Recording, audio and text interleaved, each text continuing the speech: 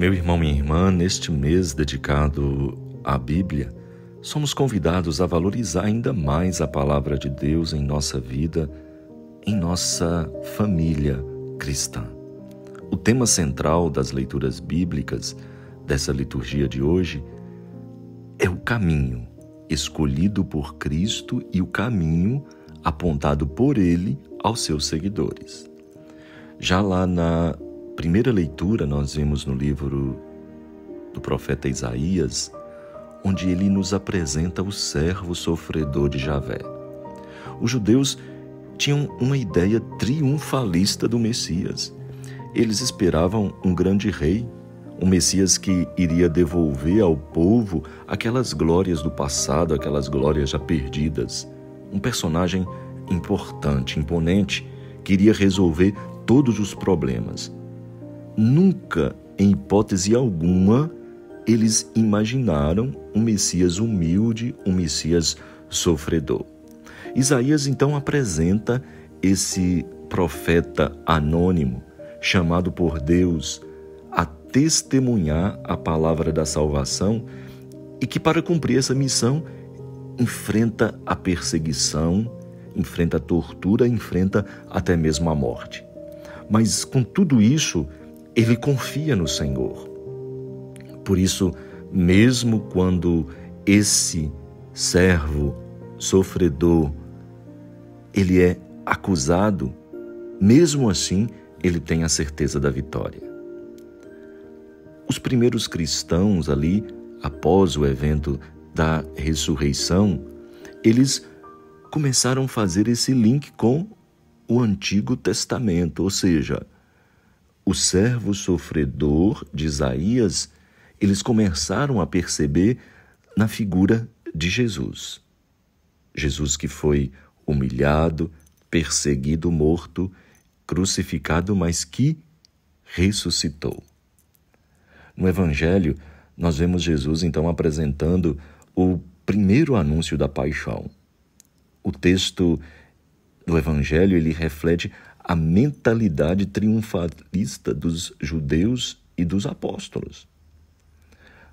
A gente percebe aí a confissão de Pedro, o anúncio da paixão e o convite de Jesus para o seu seguimento e as condições que ele coloca. Lembremos que Jesus está com os discípulos subindo para Jerusalém e nós sabemos o que acontece em Jerusalém. E os discípulos, de certa forma, também já começam a entender, porém, nega. A negação é a primeira fase, né? Negar o sofrimento. E existe aí, Jesus faz uma pergunta. Quem sou eu? Quem sou eu para vocês? Quem dizem os homens que sou eu? Para o povo, Jesus era apenas um homem convocado por Deus, um homem enviado com uma missão ao mundo, mas apenas um profeta, como os profetas do Antigo Testamento.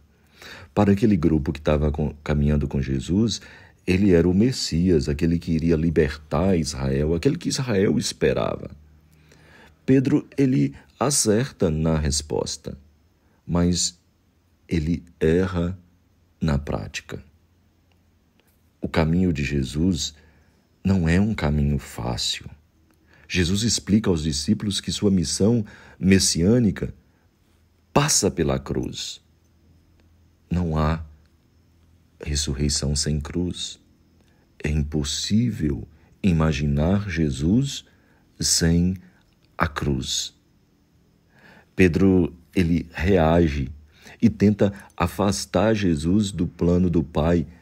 Ele tenta dar um jeito, olha, mestre, não vamos passar por aqui, vamos passar por outro caminho, mas Jesus lhe responde, afasta de mim, Satanás.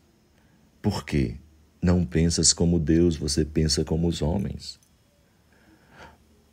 Meu irmão, minha irmã, o caminho dos discípulos é semelhante.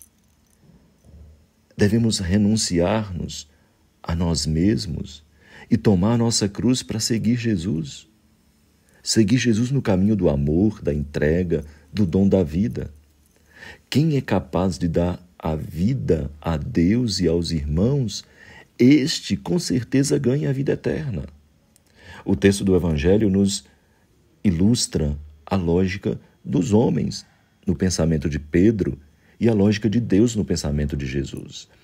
Qual é a lógica dos homens e qual é a lógica de Deus? A lógica dos homens é aquela que sempre aposta no poder, no status, no domínio, no êxodo, no dinheiro, na fama. E a lógica de Deus aposta na entrega da vida a Deus e aos irmãos, assumindo os valores do reino e vivendo no amor, na partilha, no serviço, na solidariedade, na humildade, na simplicidade. E aí aparece essa pergunta: quem é Jesus? O que os homens dizem ou quem os homens dizem que eu sou? Muitos veem em Jesus um homem bom, um mestre admirável, um grande líder, um revolucionário, preocupado em construir uma sociedade mais justa, mais fraterna. Um homem extraordinário, mas apenas um homem. Mas quem é Jesus para nós? A pergunta de Cristo aos discípulos no Evangelho de hoje é muito atual. Mas vós, quem dizeis que eu sou? Os homens dizem isso aí, que eu sou. E vocês? Quem dizem que eu sou? Jesus, ele não deseja que paremos naquilo que se diz dele, mas que tenhamos um encontro pessoal com ele, que o sigamos. Assim, a nossa resposta sobre sua identidade não será a projeção da nossa inteligência, mas uma profissão de fé que brota de um coração e de uma mente iluminada pelo Espírito Santo, como aconteceu a Pedro. Isso pode também acontecer que o nosso pensamento sobre Cristo não corresponda realmente à sua identidade. Assim como Pedro não queria ouvi-lo falar de sofrimento, de morte, de cruz, mas se aceitamos estar com Jesus, se aceitamos ser seus discípulos, aos poucos nós vamos descobrindo o sentido profundo de suas palavras e de suas ações. E aí vamos nos comprometendo, compreendendo o seu amor infinito pela humanidade. Meu irmão, minha irmã, Cristo continua a vida em nós. E Ele continua a nos convidar para segui-lo. E as condições são ainda hoje as mesmas daquele tempo. Renúncia e cruz. Não existe Cristo sem renúncia e sem cruz. Ele caminha conosco. Ele nos faz suportar o sofrimento, o peso da cruz. Mas não podemos acreditar num Cristo apenas glorificado e ressuscitado. Temos que entender que sem a cruz é impossível compreender quem é Jesus. E muito menos o seguimento a Ele. São Tiago, o apóstolo São Tiago, nos lembra que o seguimento de Jesus se realiza com gestos concretos. E quais são eles? Gestos de amor, de partilha, de serviço, de solidariedade. O Evangelho de hoje nos faz uma pergunta. Que tipo de Cristo nós imaginamos? Um Cristo fácil ou um Cristo difícil? Uma religião sem cruz? Sem desafios? Sem canseira? Uma religião apenas grandiosa, milagreira? Ou uma religião comprometida e solidária? O que significa a cruz em nossa vida? Será que a gente vê o sofrimento como uma desgraça? Ou será que nós vemos o sofrimento como uma oportunidade de libertação e de salvação? Qual a nossa atitude diante da cruz, diante do sofrimento?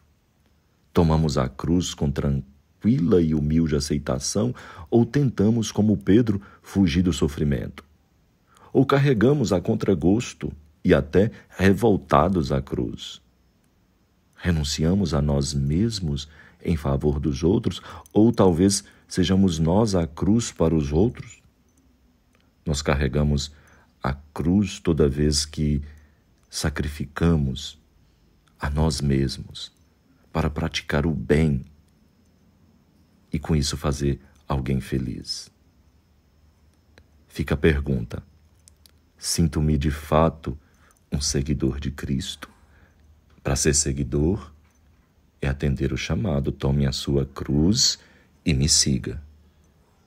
Jesus sempre estará conosco. Jesus sempre nos fará suportar o peso da cruz, porque Ele carrega conosco. Louvado seja nosso Senhor Jesus Cristo, para sempre seja louvado. E abençoe-vos o Deus onipotente, o Pai, o Filho e o Espírito Santo. Amém.